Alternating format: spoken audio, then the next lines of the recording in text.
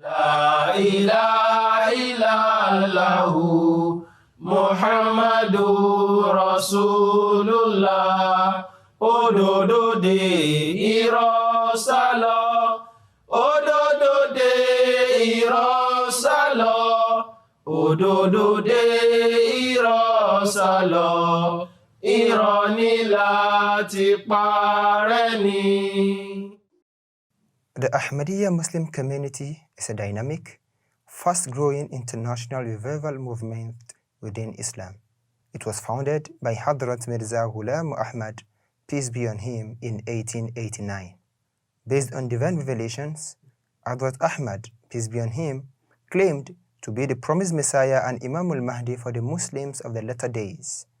Today, Ahmadiyya spans over 212 countries, nations, and territories, with membership exceeding tens of millions. The Nigerian chapter of the community was formally established in 1916, when about 21 Nigerians pledged allegiance and joined the fold of the community. It was through the work of the Promised Messiah, which was the review of religion, that was spread all over the world. And our people in Nigeria also got hold of copies of those review of religion, and then they started reading it. And through that, they made contact with the head office in Kodean, and then they were able to, sign the bayat from here, at least the first batch. The very, very prominent among them happen to be either educated, because in spite of all the problem that Muslims faced, not being able to have schools of their own, there were some few Muslims who advanced in education. When the Jama'at was formed in 1960, they didn't understand much of Nizami Jama'at. When the Centenary missionary came, he actually introduced them to the proper system of Ahmadiyya Jama'at. In 1922, the then worldwide head of the community and Khalifatul Masih II, Hadrat Mirza Bashiruddin Mahmud Ahmad, radiyallahu anhu, sent the first expatriate missionary to Nigeria, in person of Maulana Abdul Rahim Nayyar Sahib. He came to Nigeria from Qadian, India, the then international headquarters of the community. His arrival brought about a great transformation to the Jama'at in Nigeria. A large group of Muslims known as Al-Quran, they call them Al-Quran, those who believe strictly in Quran. One of them saw a vision that a white man came to Nigeria and he was a man of God and that they should follow him. So when Maulana Rahim Nayyar came, most of them just joined because they saw that vision. Because they have had the prophecy, I call it prophecy because the leader of that group of Muslims had already foretold that that thing will happen, that white man who will be a Muslim will come, and that they should, once they see him, they should follow him. I was sent from Ghana at some point to Nigeria through that correspondence.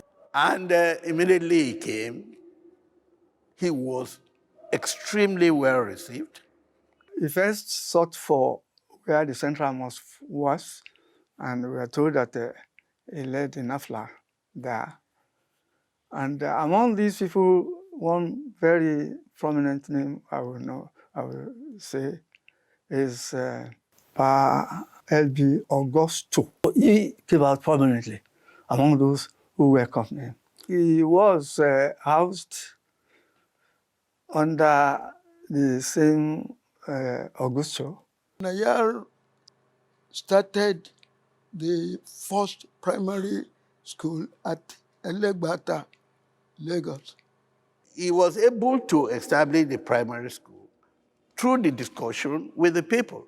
He was looking at it that only the Christians were running schools.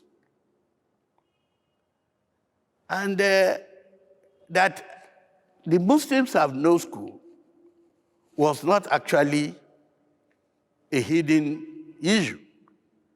So he organized them and said, we have to be up and doing. We have to establish our own school. And it didn't stay so long, because I understand it's either between 1922 and 24, or 1922, 23, just a spell of about 2 years. You see, he stayed, leaving the major implementation to his successor, Maulana F.R. Akin. After Nayar Sahib's visit, succession of missionaries have served in Nigeria. They have all contributed to the progress of the Jama'at at their various times. Maulana Nasim Saifi Sahib was the Amir and missionary in charge of the Nigerian Jama'at between 1947 and 1964. Nasim Saifi Sahib was a professional journalist and a prolific writer who had great influence in the Nigerian media. During his regime, the first Muslim newspaper, The Truth, was started by the Nigerian Jama'at in the year 1951. Maulana Nasim Saifi took over as Amir, Nigeria, after the former Amir left. That is the one who came at the footsteps of A.R. Nayar. He was also very highly respected in the education sector, that is in school and so on. And he was then able to establish more schools for the country. The government of the country recognized him. The journalists respected him. They gave him very good posts in their midst. He was first of all the National Financial Secretary before he was elevated to the Vice President of the Nigerian Union of Journalists. He served creditably well during this period in charting a new course for Nigerian Union of Journalists. And during his period, an institution like Nigerian Institute of Journalism was established by the Nigerian Press Organization, NPO. It was one Amir that actually impacted not only on the Jama'at in Nigeria, but on the Nigerian society. He was a gifted writer, a very powerful one for that matter, and a gifted poet. He was able to build solid respect for Islam and Muslims in the heart of the Nigerian media, which is Christian-dominated. The Truth newspaper was a mouthpiece of Jama'at. As at that time, it was the only Muslim weekly newspaper of its type in the whole of West Africa. So it does not only serve Nigeria, it served the entire West Coast. And so it plays a dominant role in espousing first the values of Islam and also explaining the position of Ahmadiyya Muslim Jama'at. खलीफा के हम हैं खलीफा हमारा वो दिल है हमारा आका हमारा हमारा हमारा खलीफा हमारा वो दिल है हमारा आका हमारा. By the grace of Allah, the Nigerian Jama'at had been blessed with visits of 3 of the supreme world leaders of the Jama'at, the Khulafa, during their different tenures, with each visit propelling the Nigerian Jama'at to new leaps and bounds. The first visit by a Khalifa was in 1970, when the third Khalifa of the community, Hadrat Mirza Nasir Ahmad, rahimahullah, visited Nigeria and was well received by the then head of state of Nigeria, General Yakubu Gowon. Mirza Nasir Ahmad, rahimahullah, also visited again in the year 1980. The fourth Khalifa, Hadrat Mirza Tahir Ahmad, rahimahullah, visited Nigeria in 1988 and blessed the country through a reception by the then military president, General Ibrahim Babangida. The fifth and present supreme head of the Ahmadiyya community has visited Nigeria on 2 different occasions. in the year 2004 and 2008 respectively. The third Khalifa was in Nigeria twice. He came in 1970. He also came in 1980, and those two periods were, well recorded. So many dignitaries were met, and, it really boosted the image of the Jama'at in Nigeria. In 1988, Ashrat Alvat Masih Rabiu, Rahimahullah, also visited Nigeria. It's what widely accepted. Newspaper then Concord carried it, even magazines. Tell magazine in 1988 also carried an interview of Ashrat Alvat Masih Rabiu. That visit was the manifestation of Allah in my own life, my personal life. At that time, the Khalifa, Rahimahullah, came, and I was having some problems with my studies, and I personally requested that he should pray for me, and he did. He just, as usual, and he said Amen, and he went upstairs. I was one of the Khuddam manning the entrance of the mission house where he stayed. In the morning when he was coming out for Fajr, he just stopped and said, and asked, who asked me to pray last night? And I said I was the one. And he said, I just want to tell you that Allah has accepted it. So it marked the beginning of so many beautiful things in my life. Our present Khalifa, our beloved Imam, Hazrat Mirza Masroor Ahmad Ayyadahullah Ta'ala bin Nasrul Aziz, he visited Nigeria on two occasions, 2004 and 2008.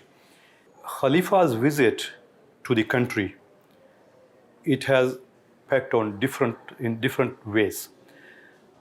Those Ahmadis who are actually, who have signed the Bayat and who have love with the Khalifa, they are the first to benefit from the visit. Even those who are not Ahmadis. During the visits, Huzur visited several states in the country and met several personalities. In order to remain a Muslim and become a true Muslim, one is required to have good conduct at all times, and one must tread along those ways that have been shown to us by the Holy Quran. So the first thing that you must remember is that Islam is the name of submission. If you like to be called a Muslim, then it is necessary to show total obedience. The Jama'at has established several schools ranging from primary, secondary, and presently on the verge of establishing international university, proposed as the Minaret International University. Today, the Ahmadiyya Muslim Jama'at of Nigeria has a missionary training college that has produced over 200 missionaries, 7 in different parts of the country. Through the Madrasatul Hifz, Quran Memorization School, the Jama'at has also trained over 300 male Hufaz, memorizers of the Quran, while the female Hifz class session has successfully graduated over 50 female memorizers of the Quran. In Nigeria, Hafiz class has been able to wipe out that misconception about Ahmadiyya Muslim Jamaat that we have another Quran, as they always make the propaganda. Our Hufaz, either from the female Hafiz class or from the male Hafiz class, goes to participate in competitions with non-Ahmadi counterparts in the whole country, and they come out with laurels. Under the Blessed Nusrat Jahan scheme, Nigerian Jama'at has been at the forefront of alleviating the pains and sufferings of the Nigerian people by providing excellent state-of-the-art medical facilities through the establishment of 10 hospitals, clinics, and healthcare centers.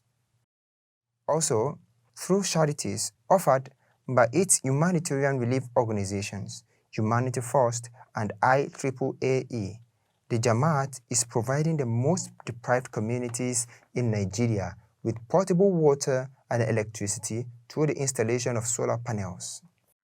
The contribution of Ahmadiyya Muslim Jama'at to Islam in particular and national development in Nigeria at large cannot be overemphasized.